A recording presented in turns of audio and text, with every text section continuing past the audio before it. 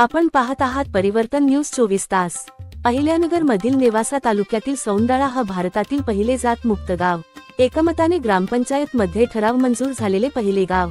सदर बातमी अशी की अहिल्यानगर जिल्ह्यातील गावातील नेवासा तालुक्यातील सौंदाळा हे भारतातील पहिले जात मुक्त गाव म्हणून ग्रामपंचायत मध्ये एकामताने ठराव झाल्याचे या ठिकाणी पाहायला मिळत आहे।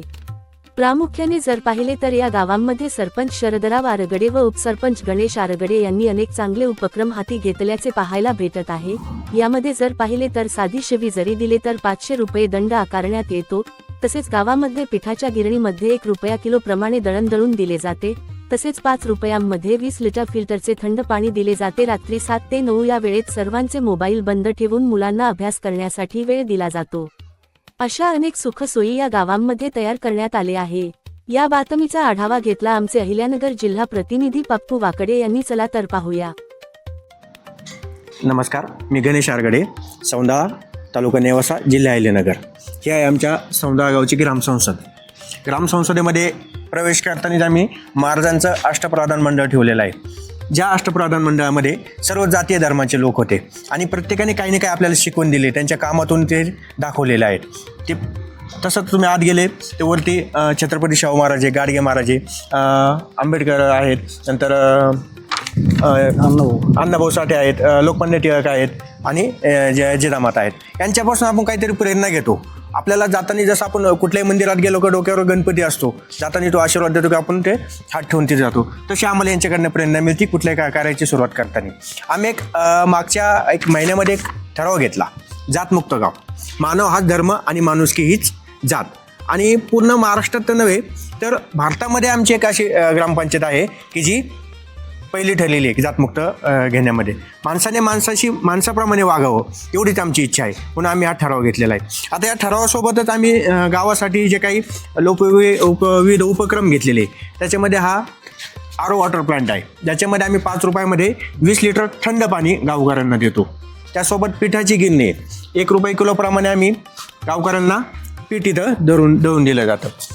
नंतर आम्ही भारतातील पहिलं गाव 100% शिवीबंदी, जर कोणी गावामध्ये शिवी दिली तर त्याला आम्ही 500 रुपये दंड आकारतो। असे आम्ही 16 लोकांना दंड आकारलेला आहे आणि तो वसूल देखील केलेला आहे। नंतर गावामध्ये रोज सकाळी 10 वाजता राष्ट्रगीत वाजवलं जातं आणि हे राष्ट्रगीत चालू असताना ते 52 सेकंद पूर्ण त्या राष्ट्रगीताचा मान राखत आबाल, वृद्ध, तरुण किंवा लहान मुलं किंवा शेतमजूर जरी असते तरी ते 52 सेकंद त्याचा मान राखत एका ठिकाणी स्तब्ध उभा राहतात। अशा वेगवेगळ्या आम्ही गावामध्ये लोकोपयोगी काम केलेले आहेत किंवा उपक्रम राबवलेले आहेत। त्याच्यासोबत जर तुम्ही बघितली तर राम भरोसे हॉटेल आहे। राम भरोसे हॉटेल म्हणजे काय की तिथं कोणीही माणूस नाही, त्याला चालवायला कोणी नाही। त्याच्यामध्ये विविध वस्तू आहेत, चहा तिथं स्वतः तुम्ही करून प्यायचा असं आहे आणि त्या बिस्किट असतील की इतर काही वस्तू असतील त्या तुम्ही स्वतः घ्यायच्या आहेत आणि जी काही रक्कम असेल ती रक्कम तुम्ही त्या गल्ल्यामध्ये टाकायची आहे। शेजारी सलून आहे, 50% दराने आम्ही सलून तिथं चालवायला दिलेलं आहे। जे दाढी कटिंग असेल ते इतर बाजारभावापेक्षा आमच्या इथं 50% दराने आम्ही ते चालवलेलं आहे। ही जर भिंत बघितली, गावामध्ये तुम्ही कुठं जरी गेले प्रत्येक भिंतीवर तुम्हाला अभ्यासक्रम लिहिलेला आहे। हा अभ्यासक्रम आहे स्कॉलरशिप परीक्षेचा असेल किंवा नवोदय परीक्षेचा असेल, 5वी पर्यंतच्या विद्यार्थ्यांना उपयोगी पडेल असा अभ्यासक्रम, जेणेकरून विद्यार्थी खेळता खेळता जरी त्यांची नजर गेली, शाळेतून घरी जाताना किंवा घरून शाळेत येताना जरी त्याच्यावर नजर गेली की काही ना काही ते आत्मसात करतील या दृष्टीने। याच्यासोबत आम्ही गावकऱ्यांची सर्वांची सुरुवात सकाळी महाराजांचे दर्शन घेऊन होते। हो, आता आम्ही माणुसकीची भिंत एक घेतलेली आहे। माणुसकीची भिंत म्हणजे काय की तुम्हाला जे नकोय ते तुम्ही द्या, ज्यांना ते हवंय ते त्यांनी घेऊन जायचं आहे। म्हणजे आपल्या काही वापरणारे जे काही कपडे असतील जे आपल्याला नकोय, फिट्ट झाले, लहान झाले, मोठे झाले, आपण ते इथे भिंतीला लटकून ठेवायचे आणि जे काही गरजूवंत आहेत त्या गरजूवंतांनी ते इथून घेऊन जायचे। ही भिंत जवळजवळ 5 वर्षापासून आमची इथं आहे आणि त्याचा पुरेपूर वापर होतो। जे गरजूवंत आहेत ते तिथून त्या वस्तू घेऊन जातात, म्हणजे कपडे घेऊन जातात आणि ज्यांना नको आहे ते इथं कपडे ठेवलेलं असतं। त्याच्यामध्ये पुरुषांचे असतील, महिलांचे असतील, लहान मुलांचे, याप्रमाणे नको असेल ते द्या आणि हवे असेल ते द्या, याप्रमाणे।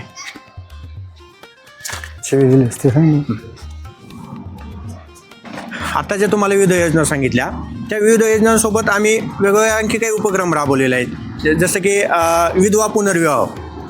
ज्या काही विधवा असतात त्या पती गेल्यानंतर एकटे पडतात. त्यांचा पुनर्विवाहासाठी आम्ही 11,000 रुपये मानधन ठेवलेलं आहे आणि ते एक पुनर्विवाह देखील आम्ही आमच्या गावाने लावलेला आहे.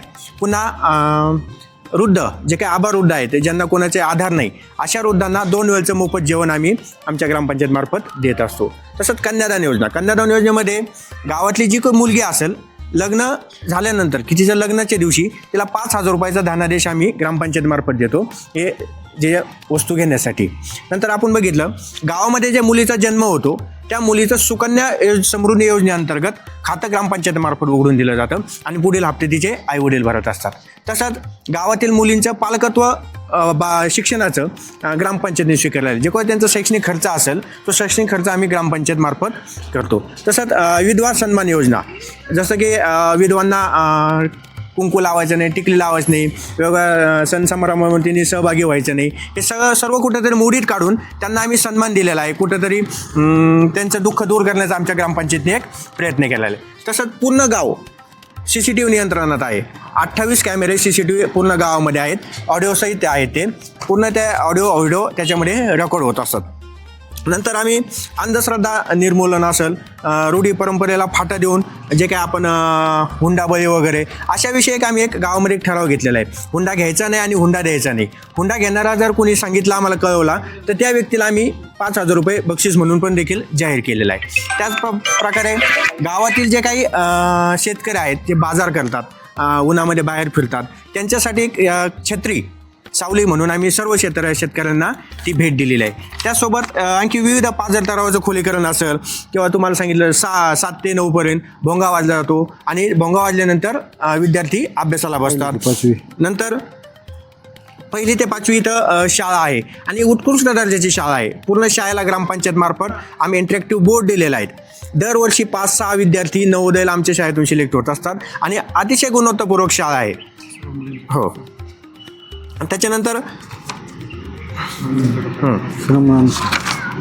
गावामध्ये आम्ही दर आठवड्याला एक दिवस ठरवतो, रविवार असतो, सकाळी 6 ते 8 आम्ही श्रमदान घेतो. गावातील तरुण श्रमदानामध्ये सहभागी होत असतात.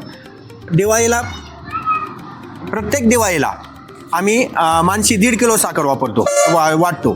मानसी 1.5 किलो म्हणजे कुटुंबात छोटा जरी मुलगा असेल की त्याला 1.5 किलो प्रमाणे त्या कुटुंबात जेवढे काही व्यक्ती असतील त्याला 1.5 किलो साखर दिली जाते. तसंच संध्याकाळी 7 ते 9 या वेळेमध्ये आमचा मोबाईल पूर्णपणे बंद असतो. गावामध्ये सोशल मीडिया पूर्णपणे डिटॉक्स आहे, बॅन आहे. म्हणजे त्या वेळेत TV बंद असते, मोबाईल बंद असतो आणि विद्यार्थी तो वेळ पूर्णपणे अभ्यासासाठी देतात आणि पालक पूर्णपणे त्यांच्याकडे लक्ष देतात.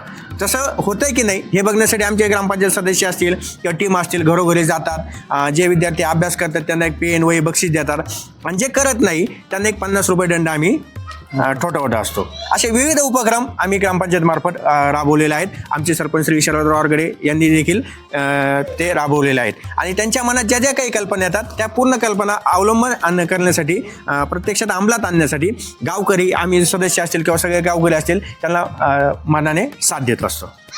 धन्यवाद.